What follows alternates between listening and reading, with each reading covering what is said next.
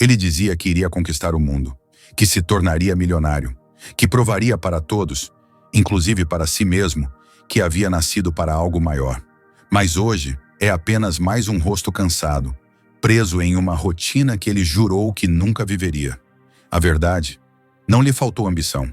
O que faltou foi o que quase ninguém ensina: autodomínio. Alguns anos atrás ele falava com uma confiança inabalável. Havia brilho nos olhos, metas anotadas, frases motivacionais coladas na parede.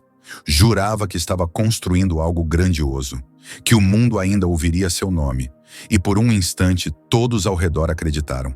Até ele mesmo acreditou. Mas conforme os meses passaram, algo foi se apagando. A energia foi diminuindo. Os planos foram sendo adiados. E quando se deu conta, 3 anos já tinham se passado. E ele estava mais longe do que nunca da vida que sonhava. Nada concreto havia sido construído. Nenhum hábito havia sido mantido. Nenhuma identidade sólida havia sido formada. O brilho dos olhos foi trocado pelo cansaço mental de quem está sempre correndo atrás, mas sem sair do lugar. O que aconteceu com ele não foi azar. Foi distração. Foi dopamina em excesso. Foi excesso de desejo e ausência de direção. A armadilha silenciosa da mente ambiciosa. Parece contraditório, mas os mais ambiciosos costumam ser os que mais se sabotam. Afinal, o mesmo cérebro que sonha alto, visualiza o sucesso e projeta um futuro brilhante. É o mesmo que busca alívio imediato diante de qualquer desconforto. Isso tem uma explicação neurológica. Existe uma rede dentro do nosso cérebro chamado circuito mesolímbico de dopamina.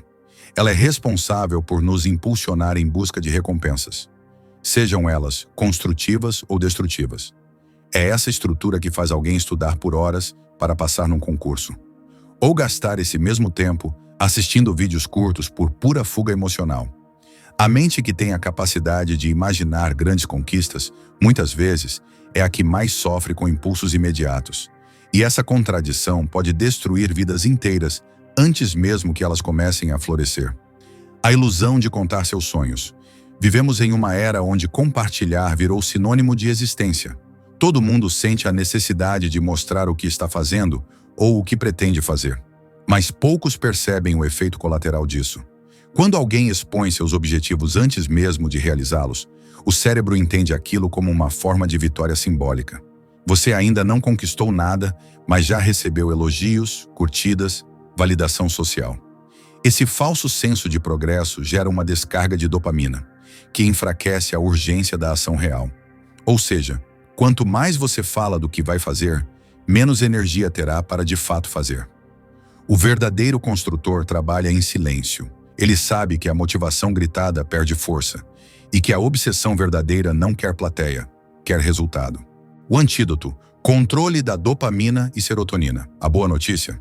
Existe uma saída, e ela não está em cortar o prazer da vida, mas em mudar suas fontes.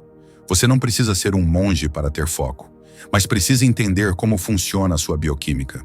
Existe uma outra via no cérebro, chamada núcleo da RAF, responsável pela liberação de serotonina. O neurotransmissor do bem-estar calmo, constante, estável. Diferente da dopamina, que excita e agita, a serotonina acolhe, acalma e sustenta. Você ativa esse sistema com hábitos simples, mas poderosos. Longas caminhadas sob a luz do sol. Meditação em silêncio, sem distrações. Escrita diária sobre seus sentimentos. Prática de gratidão sincera. Conexão com pessoas que não te julgam. Atividades criativas sem pressão. Esses hábitos silenciosos reeducam seu sistema nervoso. Você começa a sentir prazer onde antes sentia tédio. E aos poucos reconstrói sua capacidade de resistir às distrações que te afundavam. Exercício prático. Quem você está se tornando? Pare agora. Respire fundo. Feche os olhos. Imagine que você deseja ser em 2 anos. Não em termos de bens ou status, mas em termos de força interior, clareza, controle emocional, disciplina. Visualize seus hábitos, sua postura, seus relacionamentos. Sinta o ambiente onde você vive. Ouça os sons da sua rotina. Veja a expressão do seu rosto no espelho. Agora se pergunte com brutal sinceridade: você namoraria essa versão atual de si mesmo? Você confiaria nessa pessoa para construir uma vida juntos? Se a resposta for não, não há problema, desde que você aceite a responsabilidade de se tornar alguém que você respeita. A verdade brutal que quase ninguém aceita. O cérebro humano não distingue imaginação de realidade.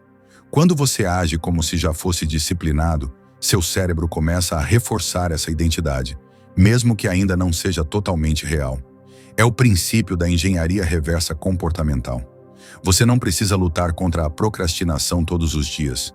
Você só precisa se perguntar: como agiria uma pessoa que já superou isso?